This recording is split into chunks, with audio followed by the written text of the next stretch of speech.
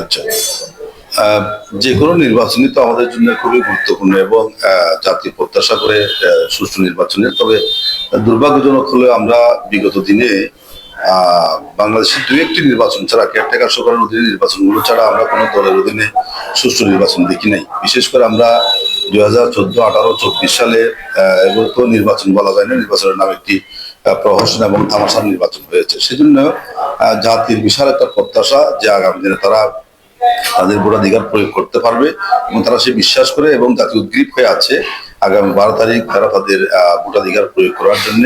তো সেক্ষেত্রে আমরা জাতিকে আমরা আহ্বান জানাবো যে আপনারা আসুন, আমরা আমাদের অতীতের সমস্ত কালিমাকে দূরীভূত করে আগামী দিনে একটি সুস্থ, সুন্দর, অবাধ ও নিরপেক্ষ নির্বাচন অনুষ্ঠান করার জন্য আমরা সবাই একযোগে ভোট কেন্দ্রে আসি। আমরা আমাদের মতামত ব্যক্ত করি, আমাদের ভোটাধিকার প্রয়োগ করি এবং আমরা আমাদের পছন্দের প্রার্থীকে নির্বাচিত করার মধ্য দিয়ে আগামী দিনে একটি সুন্দর বাংলাদেশ গড়ার জন্য আমরা এগিয়ে যাই। সে প্রত্যাশা আমরা করছি এবং আমরা আহ্বান জানাতে চাই যে আমরা বাংলাদেশ জামাত ইসলামী এদেশে পরিবর্তন আনতে চাই। দুর্নীতিকে একেবারে জিরো টলারেন্স করে দুর্নীতিমুক্ত একটি দেশ গঠন করতে চাই।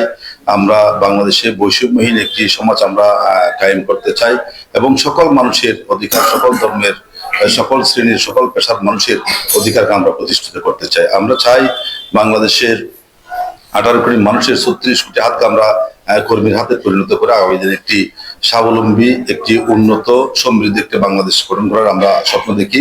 সেই স্বপ্নের অভিযাত্রী হিসেবে আমরা দেশবাসীকে আমাদের সাথে চাই এবং আমরা চাই যে আমরা পুরো দেশবাসীকে নিয়ে আগামী দিনে একটি উন্নত, সমৃদ্ধ, সুন্দর, কল্যাণময় একটি বাংলাদেশ আমরা গঠন করবো ইনশাআল্লাহ।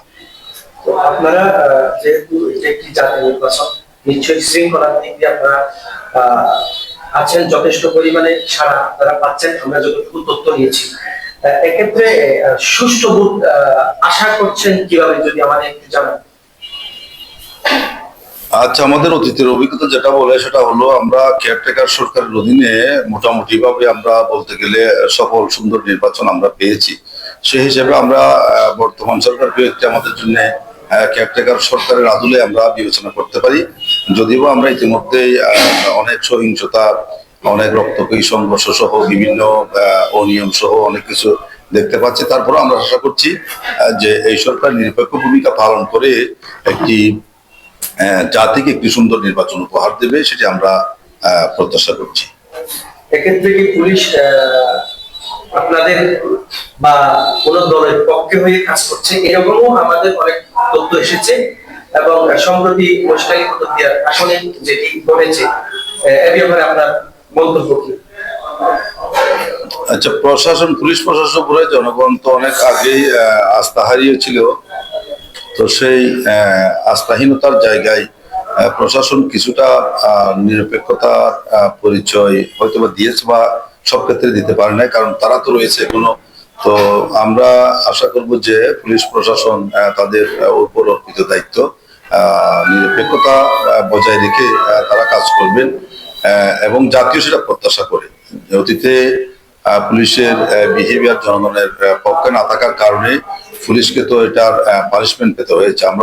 আমরা মনে করি পুলিশ প্রশাসন সে পথে আগাবে না। তারা জাতির প্রত্যাশা পূরণে, জাতির কাঙ্ক্ষিত আশা ভরসার স্থলের যে যেটা জাতি প্রত্যাশা করে তাদের কাছ থেকে নিরপেক্ষতা এবং তারা নিরপেক্ষতা বজায় রেখেই ভূমিকা পালন করবে, সেটা আমরা আশা করছি। মেসেজ হচ্ছে আপনার ভোটার, আপনি ভোটারদের উদ্দেশ্যে এবং কক্সবাজার সদর রামু ঈদগাহ সহ আপনার ভোটারদের উদ্দেশ্যে আপনার মন্তব্য বা আপনার জি, ভোটারদের জন্য আমার কথা হলো আমরা কক্সবাজার শহর সদর রামু এই 3 নম্বর আসনটা হচ্ছে আমাদের জন্য, কক্সবাজারের জন্য শুধু নয়, বাংলাদেশের জন্য অত্যন্ত গুরুত্বপূর্ণ একটি আসন।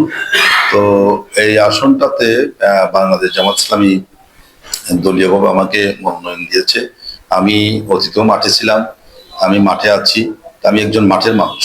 আমি ভোটারদের ফালস বুঝি। আমি এখানে একেবারে তৃণমূল পর্যায় থেকে শুরু করে উচ্চ লেভেলের সমস্ত মানুষের সাথে আমার একটা সখ্যতা আছে, আমার একটা উঠা বসা আছে। আমি মানুষদেরকে খুব কাছ থেকে মানুষের সাথে মেশার চেষ্টা করেছি এবং মানুষকে বোঝার চেষ্টা করেছি।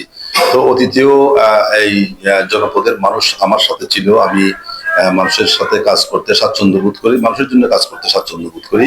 তো তো এটা আমার শহর। আমরা আমার সাধারণ ভোটারদের কাছে আমার মেসেজ করি যে আমরা এবার একটা পরিবর্তনের জন্য কাজ করি, আমরা নতুনত্বের জন্য কাজ করি, আমরা কক্সবাজারকে একটি সুন্দর আধুনিক মডেল নগরী হিসেবে গড়ে তোলার জন্য আমরা কাজ করি। ইনশাল্লাহ আমার দৃঢ় বিশ্বাস, আল্লাহ তাআলার রহমত যদি থাকে, জনগণ যদি আমাদের উপর বিশ্বাস রেখে আমাদেরকে নির্বাচিত করে, তাহলে আমি এই জনগণের প্রত্যাশা পূরণ করতে সক্ষম হব ইনশাল্লাহ। আমরা কক্সবাজারকে বাংলাদেশের গণ্ডি পেরিয়ে বিশ্বের দরবারে পরিচিত করার মতো একটি শহরে আমরা পরিণত করতে পারবো ইনশাল্লাহ। যা অতীতে আমরা কামনা করেছি বটে কিন্তু পাইনি, সেই না পাওয়ার বিষাদটাকে দূরীভূত করে আমি মানুষের আশাকে আমি এখানে প্রস্ফুটিত করতে চাই, মানুষের আশাকে আমি এখানে প্রতিফলন করাতে চাই। ইনশাল্লাহ আমরা পারবো। ধন্যবাদ সবাইকে।